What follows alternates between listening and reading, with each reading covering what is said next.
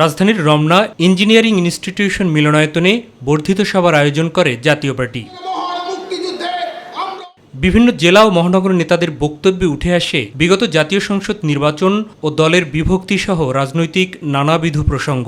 আওয়ামী লীগকে বিশ্বাস করে বারবার তার পায়ে তলে আপনারা যাবেন, ঐক্য করেন, সে ঐক্য তো হতে পারে না। জাতীয় পার্টির নেতা ও কর্মীদেরকে আজকে তারা রাজনীতি করতে দিচ্ছে না। একটি বিশেষ বাহিনী আমাকে ফোন করে বলেছিল, তুমি 4 লক্ষ ভোট পেলেও পাস করতে পারবে না। সেদিনই আমি নির্বাচন প্রত্যাহার করেছি। উদ্বোধনী বক্তব্যে দ্বাদশ জাতীয় সংসদ নির্বাচনে অংশগ্রহণের প্রেক্ষাপট তুলে ধরেন পার্টির চেয়ারম্যান। চাপ আসুন যে যদি আমি নির্বাচনে না যাই তাও নির্বাচন হবে এবং নির্বাচনে জাতীয় পার্টিকে নিয়ে যাওয়া হবে। আমার নেতৃত্বে নয় বা আমার সঙ্গে যারা থাকবেন তাদের নেতৃত্বে নয়, আমরা আমাদের রাজনৈতিক মঞ্চ হারাবো।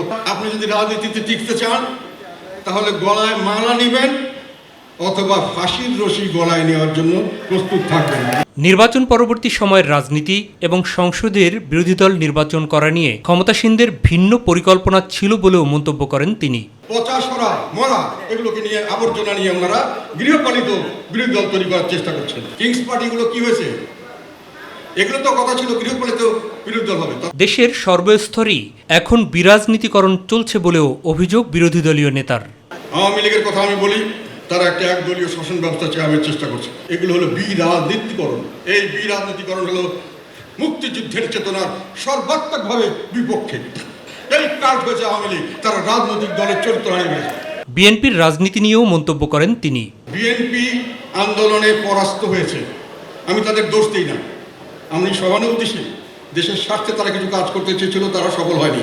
বিএনপি জামাত দিনরাত আমি বেঈমান, আমি গেলাম জন্য নির্বাচন হলো, আমি না গেলে নির্বাচন গন্ডগোল হয়ে যেত, তারা আবার ক্ষমতা আসতেন ইত্যাদি ইত্যাদি। আমি নির্বাচনে যাই আর না যাই, নির্বাচন গ্রহণযোগ্য হোক আর না হোক, যে পরিস্থিতিতে এখন আছে এখন গ্রহণযোগ্য হয় নাই, সেই রকমই থাকতো এবং এইরকমই দেশ চলতো, এইভাবে সরকার চলতো। ভবিষ্যতে দলের মনোনয়ন নিয়ে কেউ ব্যক্তি স্বার্থে অন্য দলের প্রতীক বা নেতার নাম ব্যবহার করলে তাদের বিরুদ্ধেও হুঁশিয়ারি দেন গোলাম মোহাম্মদ কাদের। ভবিষ্যতে অ্যালাউ করা হবে না।